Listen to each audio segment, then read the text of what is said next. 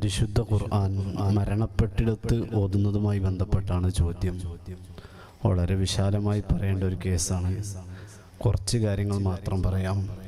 നേരത്തെ ഉസ്താദ് സൂചിപ്പിച്ചതുപോലെ നബി സല്ലല്ലാഹു അലൈഹി വസല്ലമ തങ്ങളിൽ നിന്നും ഇമാം ഇബ്നു ഹിബ്ബാൻ റളിയല്ലാഹു അൻഹു സ്വഹീഹിൽ ഉദ്ധരിച്ച ഹദീസ് ഇഖ്റഉ യാസീൻ സൂറത്ത യാസീൻ അലാ മൗതാക്കും.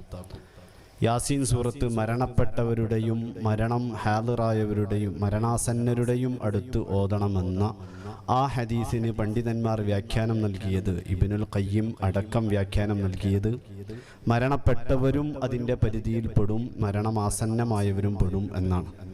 അതടിസ്ഥാനത്തിൽ സ്വഹാബത്ത് റളിയല്ലാഹു തആല അൻഹും സംഘമായി പോയി മരണപ്പെട്ട സ്വഹാബത്തിൻ്റെ ഖബറിങ്ങൽ ഖുർആൻ ഓതിയിരുന്നു എന്ന് ഇബ്നു ഖയ്യിമുൽ ജൗസിയ്യ ഇസ്ലാഹി പ്രസ്ഥാന ചരിത്രത്തിനൊരു ആമുഖം എന്ന ഗ്രന്ഥത്തിൽ ആ പ്രസ്ഥാനത്തിൻ്റെ പതാകവാഹകൻ എന്ന് പരിചയപ്പെടുത്തപ്പെട്ട വ്യക്തിയാണ്.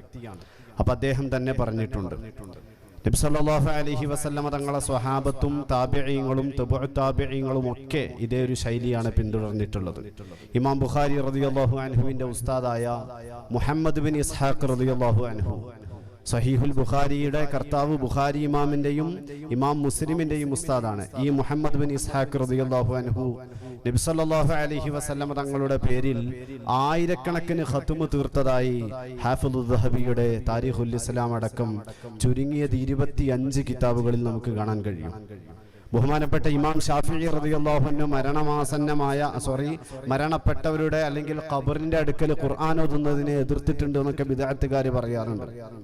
സത്യത്തിൽ ഇമാം ഷാഫിഈ റളിയല്ലാഹു അൻഹു പറഞ്ഞത്, ഖബറിന്റെ അടുത്തും മരണപ്പെട്ട വ്യക്തിയുടെ അടുത്തും ഖുർആൻ ഓതണം. വഇൻ ഖതമു കാന ഹസന, ഖുർആൻ ഖത്തും തീർത്താൽ അതാണ് ഏറ്റവും നല്ലത് എന്നാണ് ഷാഫിഈ ഇമാം റളിയല്ലാഹു അൻഹു പറഞ്ഞത്.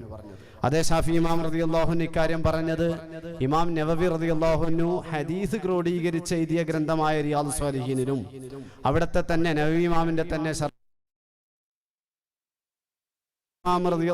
നമ്മളോട് ചെയ്യാൻ പറഞ്ഞതാണെങ്കിൽ അത് ഹദീസും അതുമായി ബന്ധപ്പെട്ട രേഖ ഞാൻ ആദ്യം പറഞ്ഞു. ഷാഫിഈ ഇമാം റളിയല്ലാഹു അൻഹു ഇങ്ങനെ ഓതണമെന്ന്, മയ്യിത്തിന്റെ അടുത്ത് ഓതണം, ഖബറിന്റെ അടുത്തും ഓതണമെന്ന് ഷാഫിഈ ഇമാം റളിയല്ലാഹു അൻഹു പറയുകയും അതേ ഷാഫിഈ ഇമാം റളിയല്ലാഹു അൻഹു ലൈസ് ഇബ്നു സഅദ് റളിയല്ലാഹു അൻഹുവിന്റെ മഖബറയിലെത്തിയാൽ മഹാനവർകൾ ഒരു ഖത്തും തന്നെ തീർത്തിരുന്നുവെന്ന് ബഹുമാനപ്പെട്ട ഹാഫിദ് ഇബ്നു ഹജറിൽ അസ്ഖലാനി റഹ്മത്തുള്ളാഹി അലൈഹിയുടെ ഗുരുവര്യർ മുഹമ്മദുൽ അസ്ഖലാനി റഹ്മത്തുള്ളാഹി അലൈഹി രേഖപ്പെടുത്തിയിട്ടുണ്ട്. ഇമാം ബദറുദ്ദീൻ ഐനി രേഖപ്പെടുത്തിയിട്ടുണ്ട്. ഇമാം ഉലൈമി രേഖപ്പെടുത്തിയിട്ടുണ്ട്. ഇമാം മുർത്തദ സബീദി രേഖപ്പെടുത്തിയിട്ടുണ്ട്. ഷാഫിഈ ഇമാം ഖത്ം ഓതുകയാണ്. അങ്ങനെ ഷാഫിഈ ഇമാം റളിയല്ലാഹു അൻഹു വഫാത്തായി.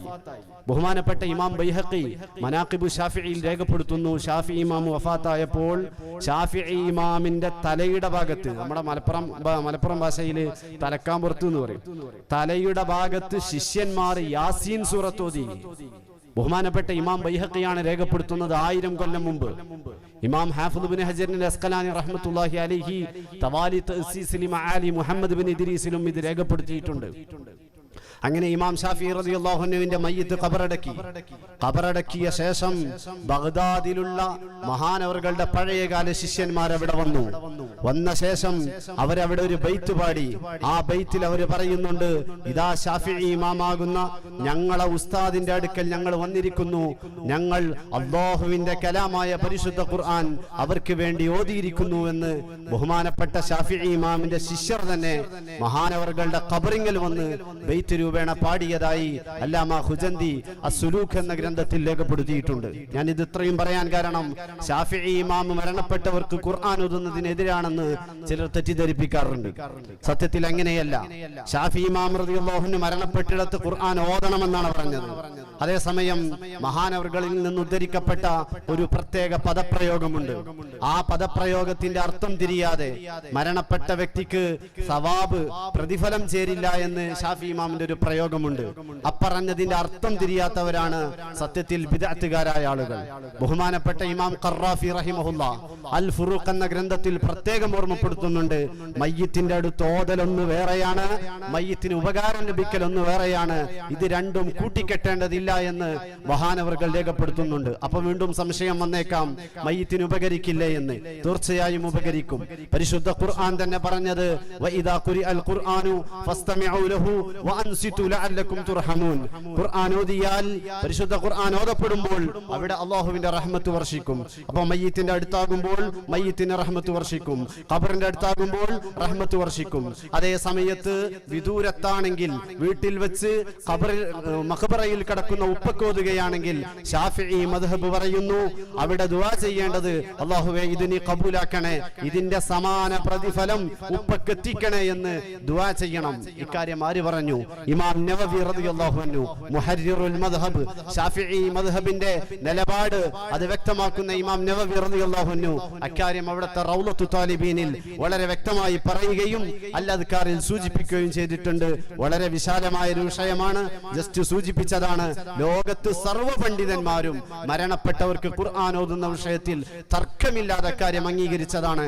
ഒറ്റ കാര്യം കൂടി, ഇബ്നു തൈമിയ്യ എന്ന് പറയുന്ന വിദ്അത്തുകാരുടെ നേതാവ് മരണപ്പെട്ടപ്പോ വഖുരിഅത് ലഹു ഖത്മാത്ത്, ഇബ്നു തൈമിയ്യക്ക് വേണ്ടി ഒരുപാട് ഖത്മുകൾ ഓതപ്പെട്ടുവെന്ന് ഇബ്നു തൈമിയ്യയുടെ സ്വന്തം ശിഷ്യനും ഇബ്നു തൈമിയ്യയുടെ ആശയം പ്രചരിപ്പിച്ചതിൽ വളരെയധികം തീവ്രത പുലർത്തുകയും ചെയ്ത ഇബ്നു അബ്ദുൽ ഹാദി തന്റെ അൽ ഉഖൂദുദ് ദുർരിയയിലും അല്ലാമ ഹാഫിദ് ഇബ്നു കസീർ അൽ ബിദായത്തു വൻ നിഹായയിലും രേഖപ്പെടുത്തിയിട്ടുണ്ടെന്ന് പറഞ്ഞ് തൽക്കാലം നിർത്തുന്നു. അസ്സലാമു അലൈക്കും.